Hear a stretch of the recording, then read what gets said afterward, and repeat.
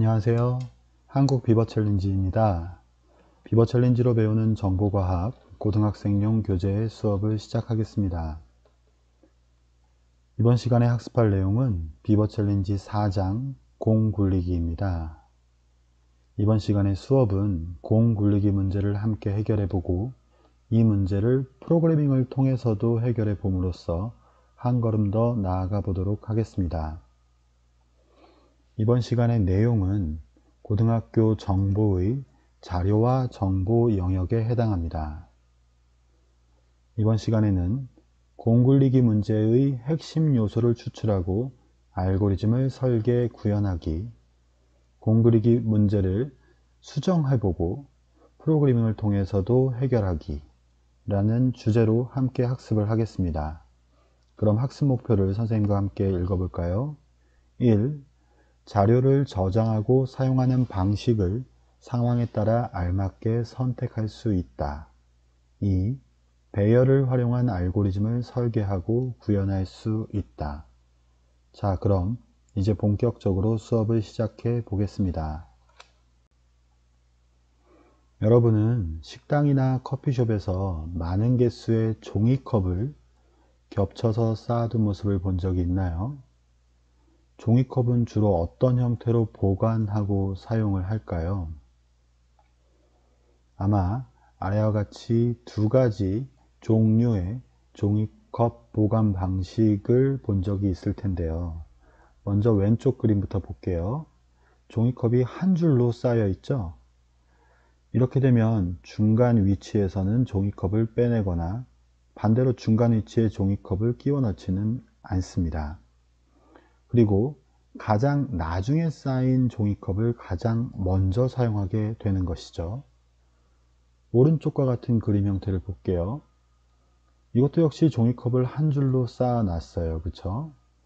역시 중간에서 빼거나 중간 위치에 껴 넣기는 어렵습니다. 그런데 왼쪽 그림과는 다르게 가장 먼저 쌓인 종이컵을 가장 먼저 사용하게 됩니다. 왼쪽은 가장 나중에 쌓인 것을 가장 먼저, 오른쪽은 가장 먼저 쌓인 것을 가장 먼저. 이번 챕터에서는 비버 챌린지의 공 굴리기 문제를 통해서 자료 구조라는 것에 대해서 살펴보려고 합니다. 그리고 이를 활용해서 문제를 해결하기 위한 알고리즘 설계와 프로그래밍, 그 방법에 대해서도 학습해 보도록 하겠습니다. 학습 내용을 먼저 살펴볼게요. 앞서 생각 열기에서 살펴본 종이컵 보관 방식 두 가지였죠. 그죠? 그 핵심적인 특징을 중요한 것만 다시 한번 살펴볼게요. 먼저 왼쪽에 있었던 종이컵 보관 방식은 이와 같이 표현을 할 수가 있겠죠.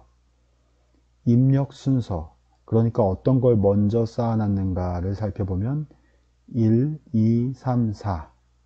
그런데 이렇게 되면 가장 마지막에 쌓은 이 4번 종이컵을 먼저 출력하게 되는 거죠. 그런데 오른쪽과 같이 앞서 두 번째 그림이었죠. 이러한 종이컵 보관 방식은 가장 먼저 쌓인 1번 종이컵을 가장 먼저 출력하게 되는 것이죠. 다음은 여러분들이 사용하고 있는 운영체제, 윈도우라는 운영체제에서의 실행 취소. 어떤 우리가 작업을 하다가 그 전 상태로 돌아가려고 할 때 아마 컨트롤 버튼과 G 버튼을 함께 누르게 될 텐데요. 어떤 작업 A, B, C를 순서대로 하였을 때 실행 취소 단축키 이 컨트롤 G를 누르면 어떤 순서대로 취소가 될까요? 네, 맞아요. CBA, 가장 마지막에 작업했던 C를 먼저 취소하게 되는 거죠. 이렇게 취소되는 방식이 앞서 우리가 살펴봤던 종이컵 보관 방식과 매우 유사하다는 걸 알 수가 있습니다. 이번엔 프린터를 살펴볼게요. 우리가 컴퓨터를 사용하다 보면 인쇄를 할 때가 있고 그 인쇄를 하기 위한 기계로서 프린터를 사용을 하는데요. 만약 여러분들이 ABC 3개의 문서를 출력하려고 프린터에 요청을 하게 되면 어떤 순서대로 프린트가 될까요? 네, 맞아요. 가처럼, 아니죠. 나처럼 먼저 요청한 작업, 문서가 먼저 출력이 되겠죠. 그래서 이때는 나, 앞서 이때는 가. 이렇게 우리가 컴퓨터를 사용하는 데 있어서도 놀랍게도 2가지 종이컵 보관 방식이 그 상황에 따라서 알맞게 적용되어 있답니다. 이때 먼저 쌓인 컵이 먼저 사용되는 구조를 스택이라고 해요. 이때 처음 종이컵 보관 방식 첫 번째 것처럼 나중에 쌓인 컵이 먼저 사용되는 구조, 이것을 스택이라고 부릅니다. 반대로 먼저 쌓인 컵이 먼저 사용되는 구조, 이것을 큐라고 부릅니다. 앞서 살펴봤듯이 윈도우 운영체제에서의 실행 취소 기능, 가에 해당됐었죠? 이것을 실행하기 위해서 스택 구조를 적용한 상황이고요. 프린터에서 먼저 요청된 작업이 먼저 출력되는 이러한 형태에서는 Q라는 자료 구조를 통해서 데이터를 저장하고 사용하게 되는 것입니다. 자, 이제 비버 챌린지의 공 굴리기 문제, 2017년에 세르비아에서 출제한 문제인데요. 이 문제의 해결에 도전해 보도록 하겠습니다. 자, 문제 살펴볼게요. 번호가 적힌 공들이 경사로를 따라 굴러가면 경사로 중간에 구멍이 있고 그 구멍에 공이 들어갈 때마다 순서가 바뀌게 된다. 공은 구멍에 빈 공간이 있으면 구멍 안으로 굴러 들어가고 없으면 그대로 지나쳐 굴러가고 각 구멍에 설치된 핀을 당기면 핀이 있네요. 핀을 당기면 구멍 안에 들어있는 공들을 들어간 순서와 반대로, 그렇죠, 이렇게 들어가게 되면 나올 때는 반대로 나오게 되겠네요. 그죠? 아래 그림은 하나의 예를 든 것이래요. 5개의 공이 경사로에 놓여 있고 이렇게 굴러가다가 첫 번째 공부터 이렇게 들어갈 수밖에 없겠네요. 그런데 3개가 굴러가고 나머지 4번, 5번은 그대로 이쪽으로 가게 되겠네요. 1, 2, 3번은 구멍 안으로 들어가고 4, 5번은 그대로 굴러가겠죠. 그런 다음에 핀을 당겨버리면 1, 2, 3번의 공 중에서 가장 마지막에 들어간 3번부터 나오게 돼서 순서가 이렇게 뒤바뀌게 된다는 것입니다. 그럼 이제 오른쪽과 같이 10개의 공이 경사로를 따라 굴러간다고 했을 때 경사로에는 3개의 구멍 A, B, C가 있고 각각 3개, 2개, 1개의 공이 들어갈 만한 공간이 있다고 합니다. 공이 전부 굴러간 다음에 일단 다 굴려 보낸다는 거죠. 10개를. 그런 다음에 A, B, C 순서대로 핀을 당겨 구멍에 들어있는 공들을 모두 꺼냈을 때 최종 결과가 무엇인가? 이게 문제네요. 어때요? 앞서 종이컵 보관 방식 그 2가지 스택 Q가 이 문제에 적절히 활용된 게 보이죠?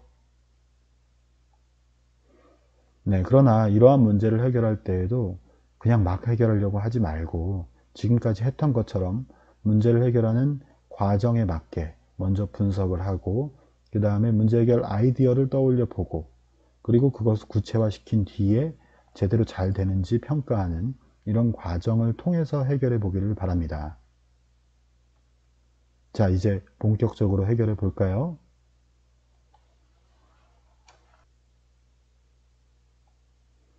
자, 먼저 문제를 분석을 해 보도록 할게요. 현재 상태는 경사로 위에, 그래서 위에 10개의 공이 줄지어 있는 상태. 목표는 뭡니까? 모든 공이 경사로 아래로 굴러 내려온 상태.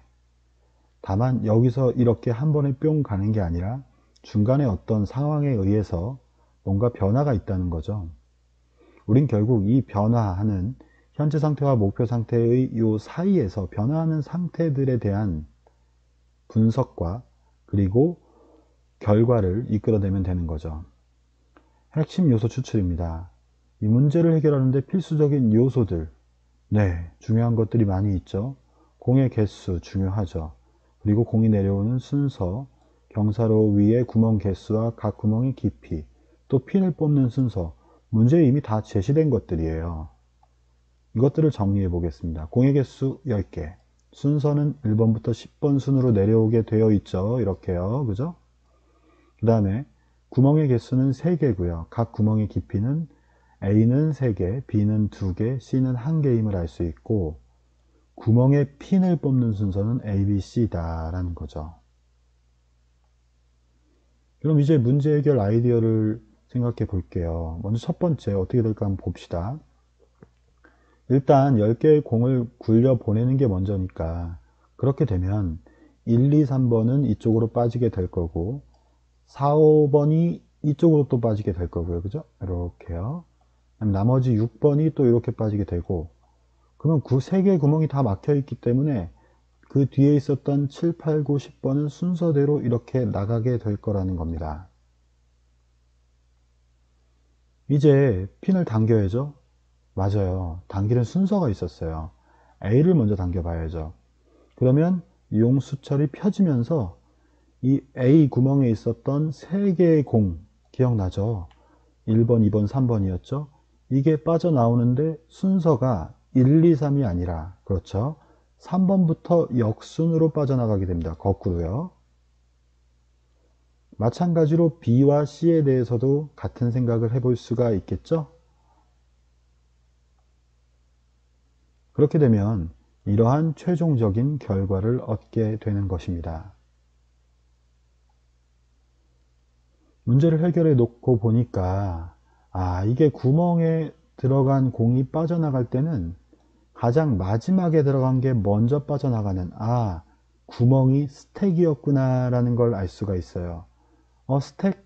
아까 우리가 문서 작성을 하거나 어떤 작업을 할 때 윈도우 운영체제에서의 undo, 컨트롤 Z 기억나시죠? 그 컨트롤 G, 그거와 마찬가지로 앞서 이 문제에서의 이 구멍이 스택이구나 라는 걸 알 수가 있습니다. 자, 문제를 쉽게 해결할 수 있었는데요.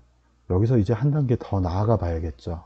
그래서 이번에는 이 문제를 프로그래밍을 통해서도 함께 해결해 보겠습니다.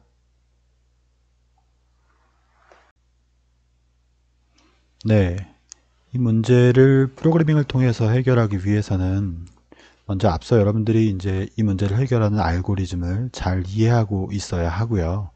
이제 그 과정을 다음과 같이 3개의 과정으로 모듈화해서 생각을 해볼게요. 먼저 구멍에 공이 채워지는 과정, 또 구멍에서 공이 나오는 과정, 그리고 최종적인 결과를 출력하는 과정, 이렇게 3가지인데요. 지금 공의 개수가 여러 개이고 또 구멍에 들어갈 수 있는 공의 개수도 3개, 2개, 1개 이렇게 여러 개이기 때문에 이 여러 개의 데이터들을 다루기 위해서는 배열을 이용해서 표현한 것이 가장 효과적입니다. 그리고 여러분들에게 나중에 문제를 좀 바꿔서 프로그래밍을 해볼 수 있는 그런 과제도 드릴 예정인데, 그래서 변수를 잘 사용해야 돼요. 다시 말하면 변수의 이름이나 아니면 변수의 크기나 배열의 크기나 이런 것들을 잘 생각을 해야 된다, 이런 말입니다. 네, 교재에 이미 다음과 같은 C 언어 코드가 제시되어 있는데요. 정확히 말하면 지금 이 코드 자체는 순수하게 C 언어 코드라고 보기가 조금 애매한 게, 이 반복문 안에서 지금 I 변수를 초기화하고 있죠. 그죠? 여러분들이 이것을 순수하게 예를 들어서 파일명 한 다음에 .c와 같은 C 언어 소스 코드로 저장해서 컴파일을 하고 실행을 하게 되면 오류가 나게 될 거예요.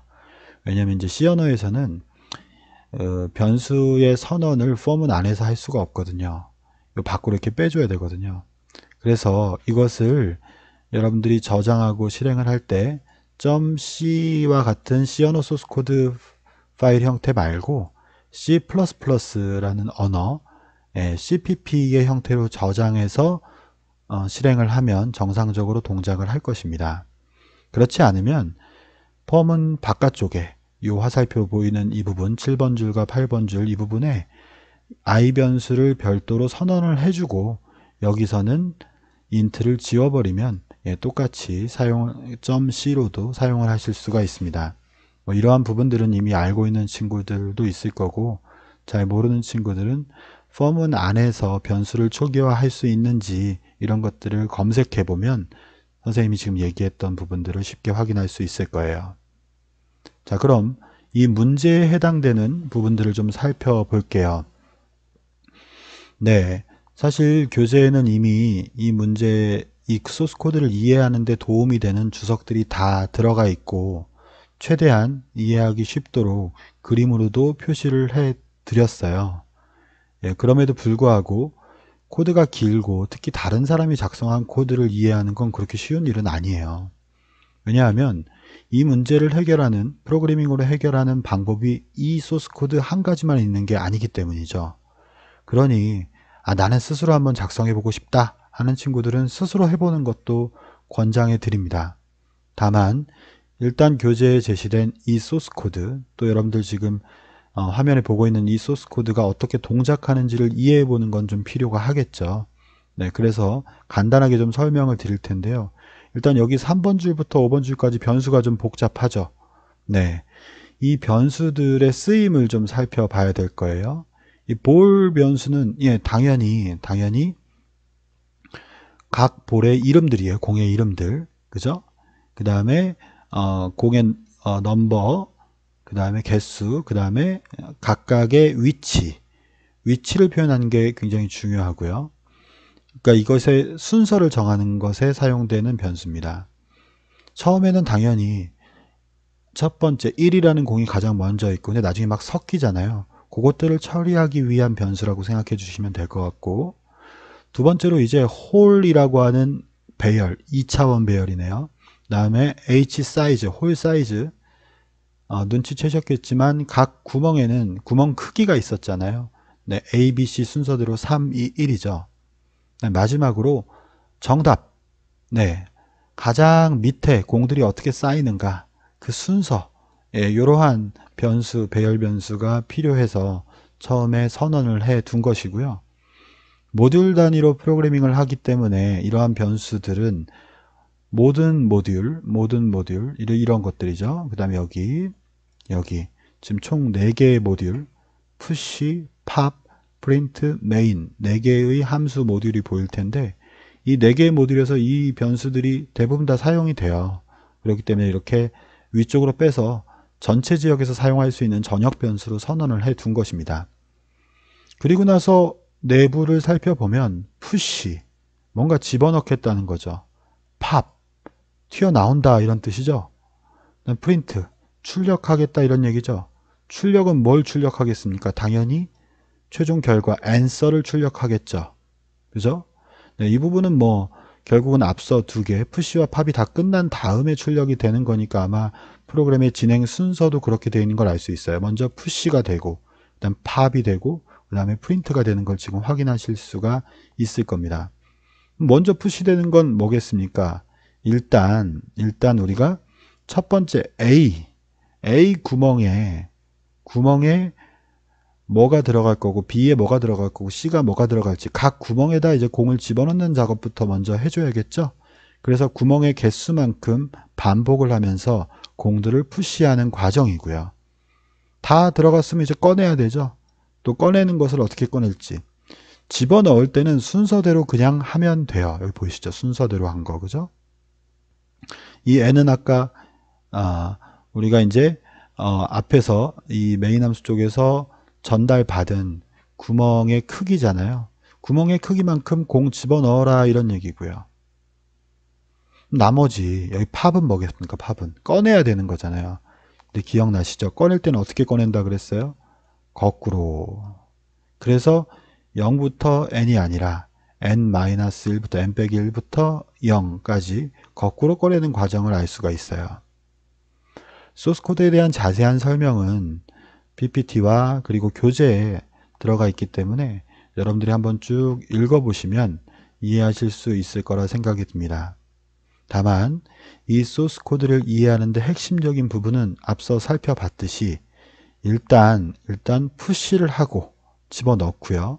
그 다음에 꺼내고 그 다음에 출력하고 이 세 개의 과정, 집어넣고 꺼내고 출력하고 그 세 개의 과정을 수행할 수 있도록 적절하게 조건문과 반복문을 사용하는 것입니다.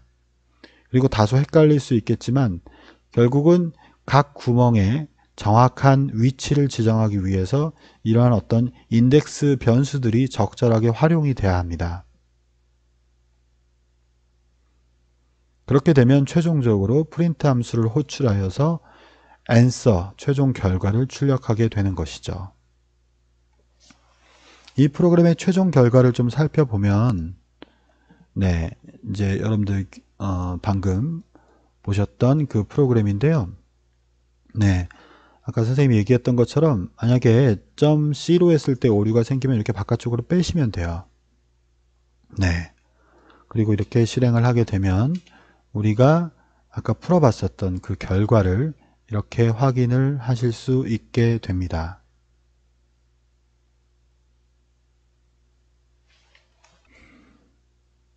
네, 결국 아까 우리가 손으로 풀어봤던 것과 결과가 다를 수는 없겠죠. 예, 같게 나오게 돼요. 다시 한번 핵심적인 부분들을 설명을 해드리면 사실 변수와 배열 변수 그리고 인덱스 변수를 잘 사용을 해야 돼요. 그런데 결국 그걸 통해서 뭘 하려고 하는 거냐면 스택을 구현한 거예요. 스택을. 왜냐하면 공이 들어가는 그 구멍들이 스택이라 그랬잖아요. 그럼 우리는 스택이 몇 개예요? 3개죠. 이 3개의 스택을 구현하기 위해서 3개의 배열 변수가 사용이 된 거고 거기다 공을 넣고 빼기 위해서 푸시, 팝이라고 하는 함수를 모듈화해서 사용한 것입니다. 자, 마지막으로 과제를 하나 드리면요. 문제를 좀 바꿔보면 좋을 것 같아요. 어떤 문제를 프로그래밍을 통해서 해결한다는 것은 무슨 뜻이냐면 문제 해결의 과정을 자동화한다는 거예요. 그럼 여러분들이 문제를 바꾸면 예를 들어서 공의 개수가 10개가 아니라 100개, 1000개 또는 순서 바꿀 수 있겠죠. 예를 들면 공의 순서를 1, 2, 3, 4가 아니라 뭐 100번부터 1000번부터 거꾸로 올 수도 있고 아니면 막 뒤섞여 있을 수도 있고요. 뒤섞여 있는 게 재밌겠죠. 랜덤으로 만들어서. 아니면 구멍이 A, B, C보다 더 많게 또는 더 적게 하면 재미없죠. 그죠? 더 많게. 그 다음에 각 구멍의 깊이도 다양하게 뭐 랜덤으로 만들어 봐도 좋고요. 이렇게 문제를 바꿔보고 해결해보는 프로그래밍 활동은 여러분들이 이 문제를 완벽히 이해하고 또 프로그래밍까지 완벽하게 할 수 있도록 돕는 아주 중요한 활동입니다. 한 걸음 더 나아가고 싶은 친구들이라면 반드시 한번 해보고요. 그 과정을 보고서로 작성해 두면 훌륭한 포트폴리오가 될 것이라고 생각합니다.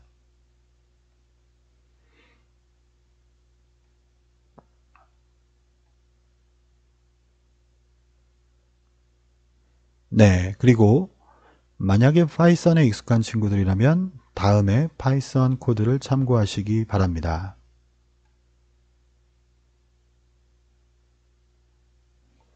이상으로 비버 챌린지로 배우는 정보과학 4장 공 굴리기 수업을 마치겠습니다. 감사합니다.